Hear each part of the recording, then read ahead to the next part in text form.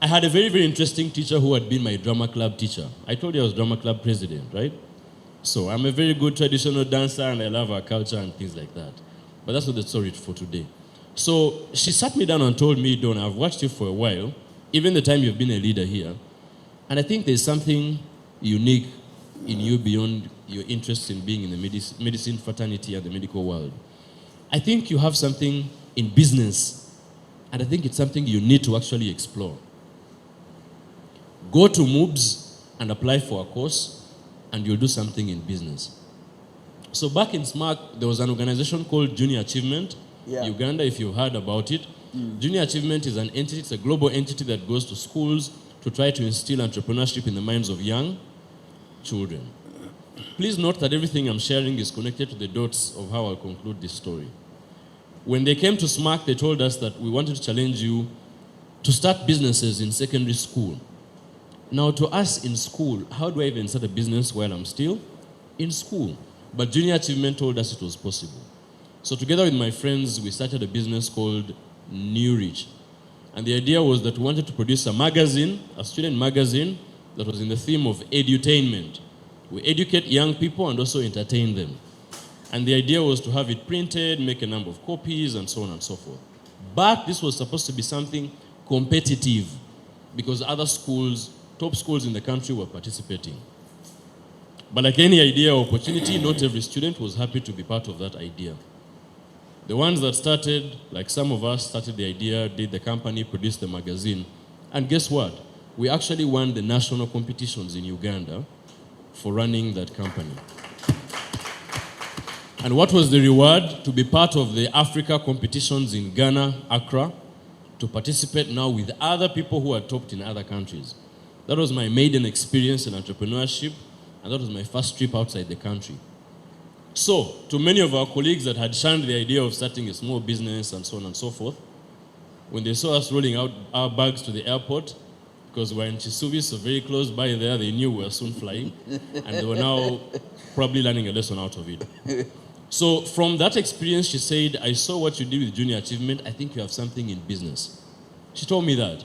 And I went to MOOBS, applied for marketing, applied for BBA, and I was given a marketing program. Unfortunately, I could never go back to tell that lady that I'd gotten that program because she died 2 weeks before that information came out. So I get to have the conversation with my parents, and they say, fine, if you're going to do business, go ahead and do business. And in the same period, now mom starts Aloesha Organic Natural Health Products. So I joined MOOBS with my medical background. I had done biology, chemistry, math, and French. And I barely knew anything about the real dynamics of economics, entrepreneurship, commerce, and name it. But MOOBS was a good opportunity for me because I felt it was a good challenge. I said I've come from the medicine-related sciences bit. I'm now going into entrepreneurship. I think I need to work probably 2 or 3 times harder than everybody else in the room. So when we get to MOOBS, I know I have to give it my best. I certainly gave MOOBS my best. And again, because I had served as head prefect at SMARC, my mind and my gut told me I had the confidence to serve as a guild president at MOOBS. And when I was at MOOBS, I vied for guild presidency there, intentionally to also be able to offer myself for leadership. What the experience was like, that I was actually doing evening programs at MOOBS, and during daytime, I was working at Aloesha Organic. So Mom was a very, very open person, and she really exposed a lot of information and knowledge to us. Daytime, I would come in, I was handling stock taking in the beginning. I did a number of deliveries. Boys are always fascinated by driving. So the easiest thing I could be the delivery guy. I would deliver the products to the offices, do the stock taking, sometimes partly be in cash, but I was doing a Bachelor of Science in Marketing.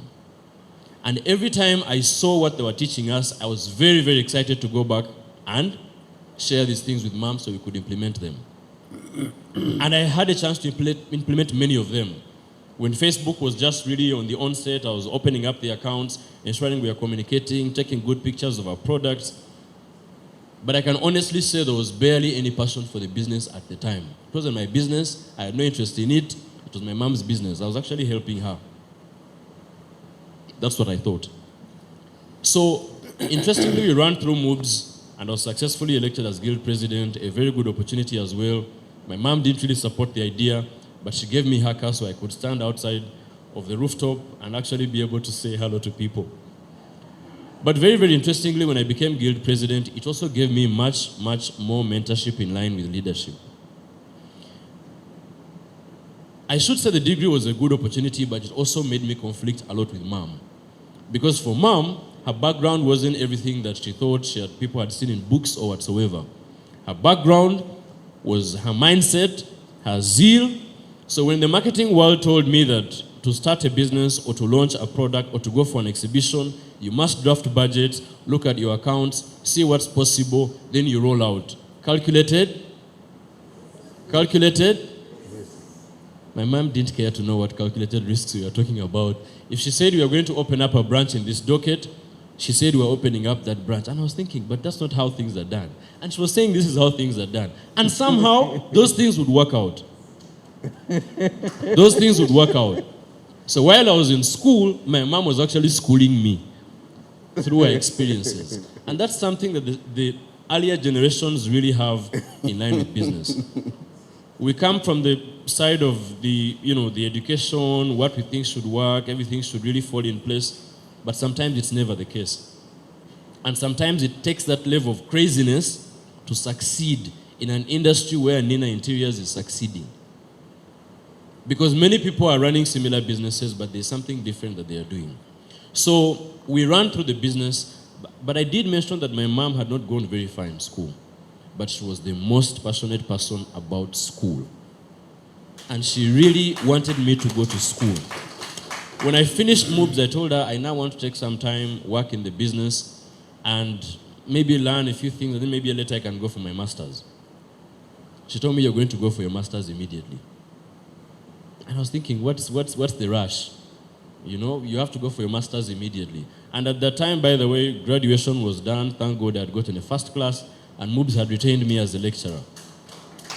But my mom insists that I have to go for the master's. There was even no opportunity at the time.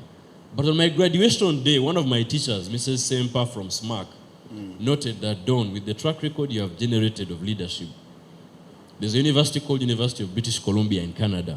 One of my friends had already been there. She told me, for you, they'll even just take you. They'll just take you immediately. So I applied to UBC, University of British Columbia.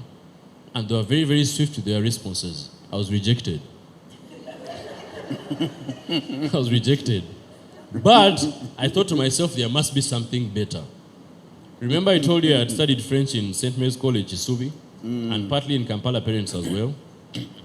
I started the French club at MOOBS in terms of trying to create an association for French students because I had the passion for the French language. And one time, the ambassador of France in Uganda then, Ambassador Stéphanie Rivoal, came to launch the French club. And when she was there, she told us about this opportunity. She told me, I think you've done a great job with bringing the students together. We actually have a scholarship that will be running soon. Maybe you should apply. I applied for the scholarship. There were 5 of us who were selected for the final interview, and I won that scholarship. Yes. When I told mom, she said, you see, I told you, you'll go for your master's immediately.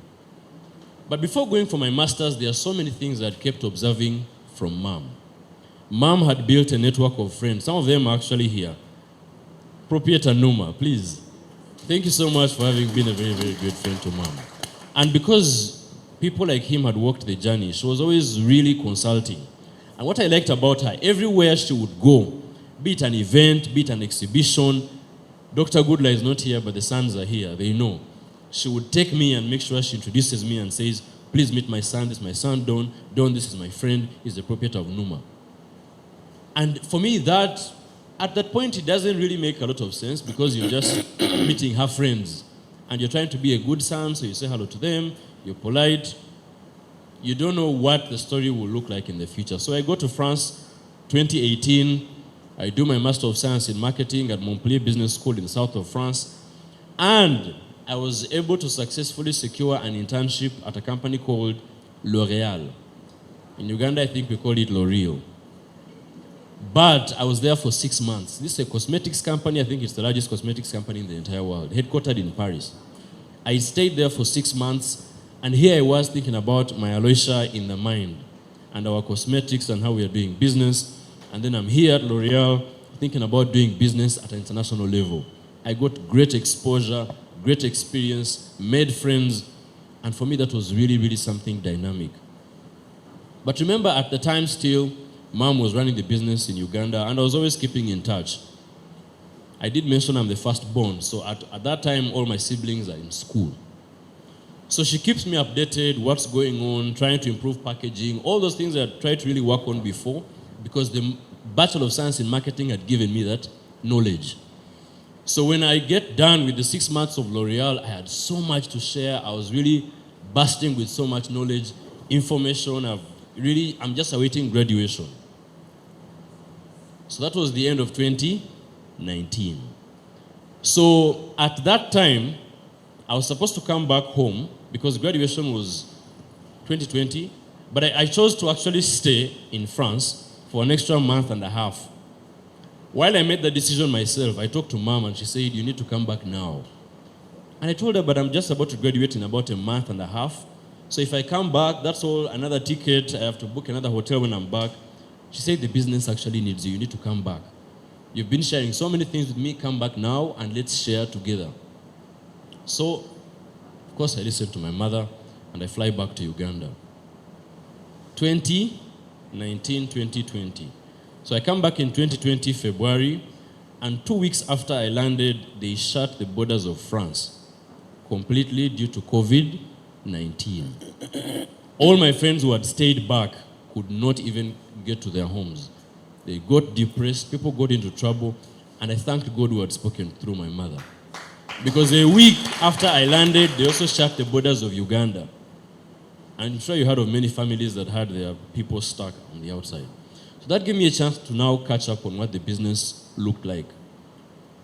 When the Nina family was sharing, the idea that this person is in the business because he's the son, for me at that time it had now died out because I felt I had been qualified to be in the position where I was. I had served as a cashier, I told you, I had done stock taking. When I enrolled on the bachelor's, I became the digital marketing person. When I got the degree, the bachelor's, I became the marketing manager. And when I was back, now Mom told me you can officially become the general manager. Through the processes of the business, you now do qualify to be the general manager of the business. But she never threw titles around. She made sure you actually qualified by the time we gave you this opportunity. So when I come back 2020, we ran through that COVID phase, and very unfortunately, Mom caught COVID in 2021, and we lost her on the 2nd of July that year. May her soul rest in peace. So when I look back, I really see that God spoke through Mom to ensure that I came back and I was able to be with her. I was with her through her sick times, the entire times of the trips to the hospitals. It was me who was taking her. And she actually died while I was watching, very unfortunately. But the moment Mom died, I remember walking through the corridors of Paragon Hospital and I said, I think this has actually happened. And I just felt myself wearing a coat of responsibility that I had never prepared for intentionally, because I always knew she's always going to be around. I'll probably go do my other things. Then while she's around, when she's probably old, I'll now take over the business. But that never happened. So that should just show you that you actually need to prepare for these situations because they are a given. And I know that culturally it's a tough conversation, but you need to genuinely talk and speak and have conversations about death. Talking about death doesn't bring it any closer. Neither does not talking about it.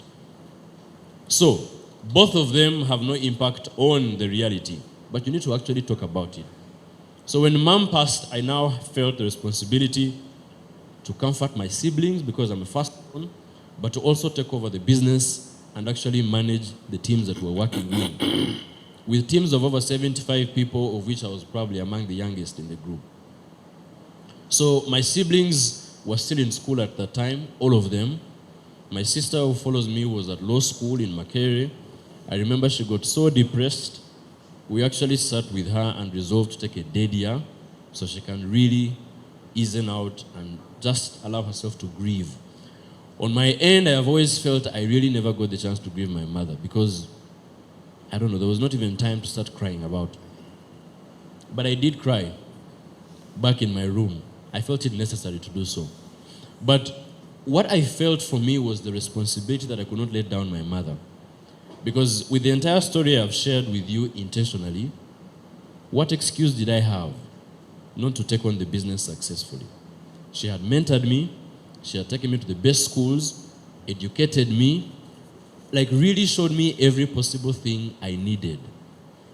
And just very briefly as I conclude, for purposes of time, when Mom passes on, I realized that now we have a very, very big task ahead of us.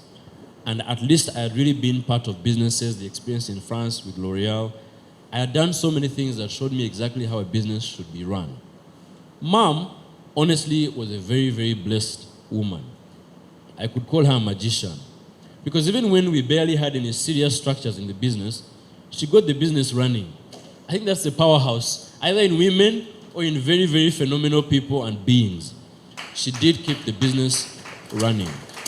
But of course, not knowing whether I was phenomenal or not, as much as I carried her DNA, I really chose to ensure that we start to put structures in place. I knew we had a number of creditors that were in place, but thank God there was no bank. I knew her friends as in the creditors lists and so on and so forth.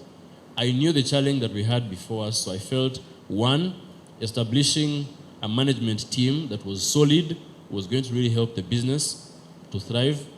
One, my own discipline as head of the business. I had seen this business educate me, my siblings, take care of us, so it would be very, very foolish of me if I did anything that hurt this business. Thirdly, I felt it was important that in the first phase after her passing, not to be very ambitious in trying to create so many changes. Because at that point, the most important thing was to simply sustain the business. Simply, even if we did nothing different or did nothing new, I felt we needed to sustain the business. And upon that, we thank God, it's almost coming to 5 years now since Mom's passing, and Aloesha Organic is still standing. Very good. So the biggest credit for me is given to our clientele, because the clientele are the people who really give you the benefit of doubt. They trust you. Many people walked into the premises of Aloesha Organic because of Mom. She was in the operations as much as she was a CEO. So in a health consultation business and product, people really buy people. Yeah? So many people came in because of her. But I felt I could never be my mother, and that was a given. And I even told my entire team of 75 staff, none of you is going to be the late. But we can actually try to slowly and steadily build a brand that people will love and buy because of the brand. Because all of us, like Ms. Ochichi mentioned, are perishable, to say the least. All of us, we have an expiry date. So we'll be out of here at some point. But this brand has a chance to actually outlive us and even our families and so on and so forth. So I have made a deliberate effort from time to time to continue growing myself as an individual. My sister is now employed at KTA. It's a law firm. And I did share this message with them intentionally. The family business exists. But you yourselves have a career line where you draw value, which you can bring into the business. Don't just say that after campus, I want to just join Aloesha Organic. No. So she's at KTA, but also serving as the company secretary and sits on the management team. The one who follows her finished her bachelor's at MUBS. She also did a Bachelor of Science in Marketing, and she is on the management team of the business, even when she's yet to graduate. But she's being mentored, and she's being shown how the business should work. My other sibling, secondary school, and the other one is in primary school. But this business is the one taking care of all those children. So I am really grateful to God for the opportunity that He has given to us to have the business still open and running. The challenges of the businesses never end because every day is a new one. But I am grateful to my teams, my staff, really my sisters and my entire siblings that they have really been committed. They have listened, we've listened to each other. And for me, as much as God took Mom, I am more than grateful to Mom for each and every single thing that she did for us. Lastly, I have often used this in some of my communications on family businesses. I don't know why it came up at this time, but when we lost the Bank of Uganda governor, it really reminded me a lot about Mom. I know there are two different things, but listen. So I thought of how Mom, probably by the time she died, had gotten a higher education than her and all these opportunities and so on. But I thought about how unique of a woman my mother was. And I felt that, I imagined if my mom had been the Bank of Uganda governor, for example, educated, very experienced, exposed, traveled the world. If my mother had passed on as governor Bank of Uganda, I would never, in my wildest dreams, even if I had been more educated than her, have taken on the role of Bank of Uganda governor. Never. But in her humble business, as CEO, after her passing, I got the opportunity to actually be able to take on her business and take on her legacy. And that today, I can stand in rooms and talk about a business that I'm so proud to have been started and launched by my late mother. May her soul rest in peace. Another hot. Very good. As I promised you, we have these lessons within us. You can see how abrupt this handover of the baton was.